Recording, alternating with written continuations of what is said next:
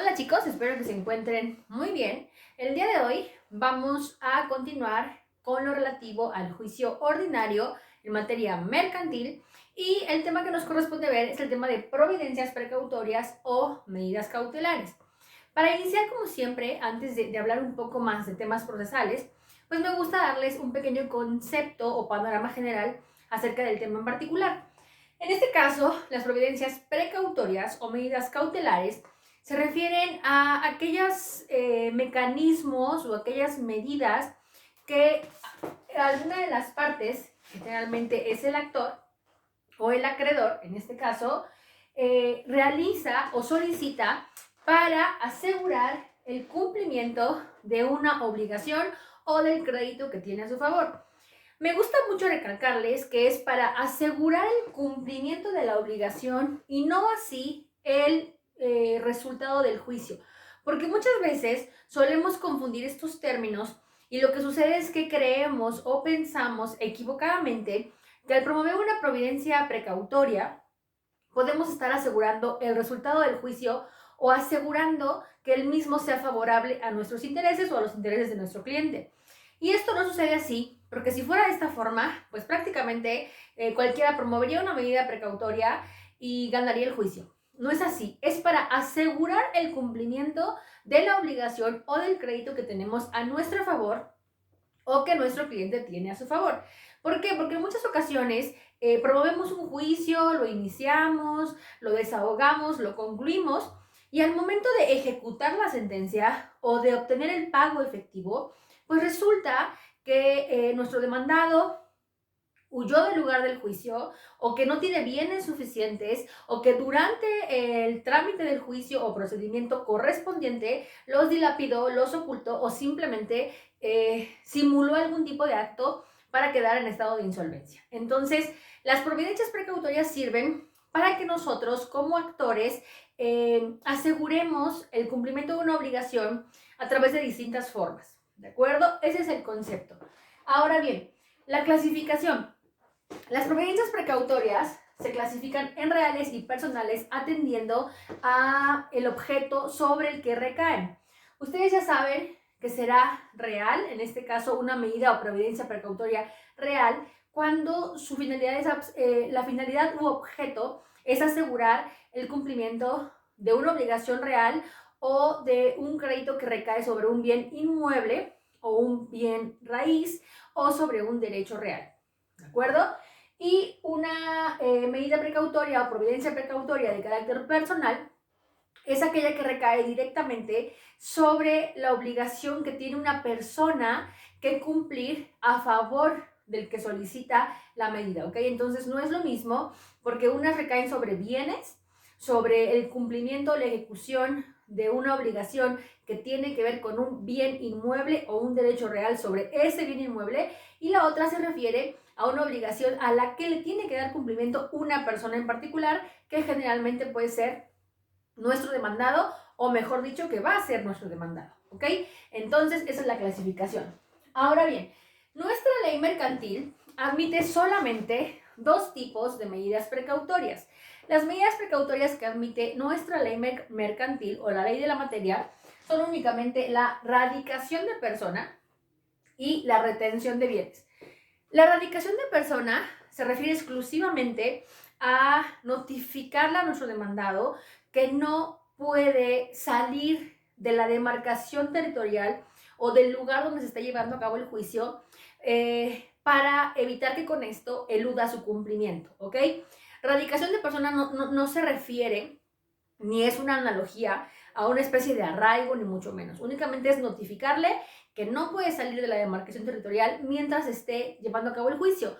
¿Por qué? Porque el actor tiene temor fundado de que esta persona pueda huir o pueda evadir su obligación escondiéndose o mudándose a cualquier otra residencia fuera del lugar del juicio. ¿De acuerdo? Cuando una persona es notificada por este tipo de providencia precautoria, puede aplicársele por desobediencia una pena que está prevista en el Código Penal Federal, que se llama desobediencia a mandato de autoridad judicial, que va de los 6 meses a los 2 años de prisión y multa de 10 hasta 200 días de salario, que bueno, yo recuerdo que ahora ya son numas. Entonces, en esto consiste, ¿ok? Esta erradicación de persona, el actor o el acreedor la tramita cuando, insisto, tiene temor fundado de que el demandado o su deudor pueda evadir el cumplimiento de su obligación, cambiándose de residencia, ocultándose o simplemente, pues, ¿cómo se diría en términos coloquiales? Huyendo para evitar que sea compelido a cumplir con su obligación. Y la segunda es la retención de bienes. En este caso, la retención de bienes no funciona similar a un embargo, porque el embargo es como tal un gravamen o algo que pesa o que disminuye el valor de un bien mueble o inmueble. Funciona similar, pero no es lo mismo. De hecho, en la legislación mercantil se habla de retención de bienes y si en algún momento explica la manera en la que el registrador tendrá que llevar a cabo esa anotación. Sin embargo, no se considera como el embargo, se considera en otras legislaciones como el Código Federal de Procedimientos Civiles o como nuestro Código de Procedimientos Estatal. Entonces sí es distinto. La retención de bienes también funciona cuando el acreedor o el actor quiere evitar que esos bienes se pierdan, se oculten o se dilapiden o sean dilapidados por el deudor o demandado y con esto evitar que al momento de obtener una sentencia favorable no tenga con qué pagar o no tenga con qué cubrir su obligación e inclusive los bienes que ya se hayan otorgado en garantía no sean suficientes para alcanzar a cubrir el cumplimiento total de la obligación. ¿Ok? Esos son los tipos que existen, los tipos de providencias precautorias que existen en nuestra legislación mercantil. Ahora bien, para que una providencia precautoria proceda, debe cumplir ciertos requisitos de tramitación. Lo que deben perder, más bien lo que no deben perder de vista, es que estas medidas precautorias, nuevamente, no son un juicio, son diligencias, son mecanismos, pero no son un juicio o un procedimiento y como tal, siempre van a depender de uno principal, ¿ok? Es decir, siempre van a depender de una acción que se va a ejercer, que es el juicio, y esto es lo que tienden, lo que les decía al principio, es asegurar que esa obligación en ese juicio pueda ser cumplida o pueda ejecutarse, ¿ok? Entonces, estas medidas precautorias o estas providencias precautorias siempre generan una afectación en cierto grado hacia la persona o hacia el patrimonio o esfera patrimonial del demandado o deudor o de la persona contra la que se van a decretar. Entonces, por eso hay que ser bien cuidadosos con estos requisitos que la ley exige que se deben cumplir para su tramitación. El primer requisito es acreditar el derecho.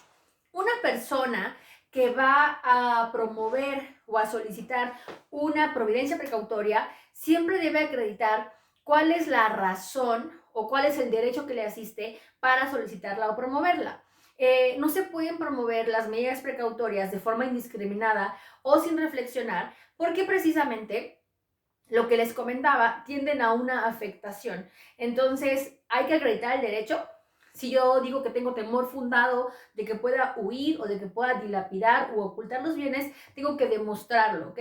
En el caso de la retención de bienes, para que esta retención de bienes pueda proceder, tengo que acreditar que tengo un derecho exigible, que es un crédito exigible, que ya es cobrable y algunos otros requisitos, ¿ok? Posteriormente hay que otorgar garantía. La garantía la otorga la persona que solicita la medida con la finalidad de reparar o responder los posibles daños y perjuicios que se puedan causar a la persona contra la que se decreta la medida, ¿ok? Les decía, pues una retención una erradicación de persona, una retención de bienes, pues siempre genera una molestia o puede generar un menoscabo en la persona o en el patrimonio de quien la sufre. Entonces, como es ajena al juicio, en el juicio se va a acreditar con las pruebas la procedencia de la acción. Si yo ejerzo una providencia precautoria y con esta causo un perjuicio y mi acción no procede en juicio, entonces le estaría aplicando el disculpe usted tan clásico, y por eso es que se tiene que otorgar una garantía. La garantía la fija el juez de forma, establece nuestra ley, prudente, y en consideración a lo que le haya sido aportado, la información que le haya sido aportada al momento de solicitarla. Entonces, la garantía la fija el juez, insisto, para resarcir los daños y perjuicios que se le pudieron haber causado a la persona contra la que se decretó, y esta persona, el deudor o demandado, se puede librar de esta medida si es que paga los conceptos totales que se le están demandando, ¿ok? Pero hay que tener garantía para resarcir o reparar los posibles daños y perjuicios que se pudieran causar a la persona contra la que se está decretando. Y finalmente, hay que presentar la demanda, ¿ok? Yo les mencionaba hace un momento que las medidas precautorias o providencias precautorias no son un juicio, están sujetas a un juicio. De hecho, una de sus características es que sean accesorias a un juicio principal.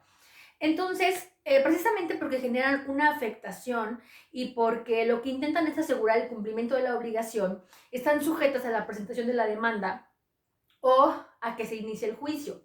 Por lo tanto, la ley nos establece que una vez que se ejecutó la medida precautoria, el solicitante de la misma deberá presentar su demanda en un plazo de 3 días para, con esto, iniciar el juicio. ¿De acuerdo? Entonces, una medida precautoria, y una vez ejecutada la medida precautoria, el juicio sigue las mismas reglas o las reglas aplicables al caso en concreto. Pero eso es bien importante por lo que les decía, una medida precautoria no puede ser solicitada o promovida de forma aleatoria, de forma indiscriminada, tiene que estar al servicio de un juicio y tiene que siempre estar justificada, y también siempre tiene que establecerse cuál es la razón y presentar la demanda. Si no se presenta la demanda en este plazo de 3 días, una vez que se ejecutó la medida, entonces la misma quedará sin efecto de oficio. ¿Qué quiere decir? La misma autoridad declarará que queda sin efecto y las cosas volverían al estado que tenían. ¿De acuerdo? Esto es una breve explicación de las medidas precautorias, muy puntual. Podremos seguir platicando de ellas en los comentarios o en nuestra sesión que tenemos entre semana. Por lo mientras, eso es todo de mi parte. Cuídense mucho y nos seguimos viendo. Bye.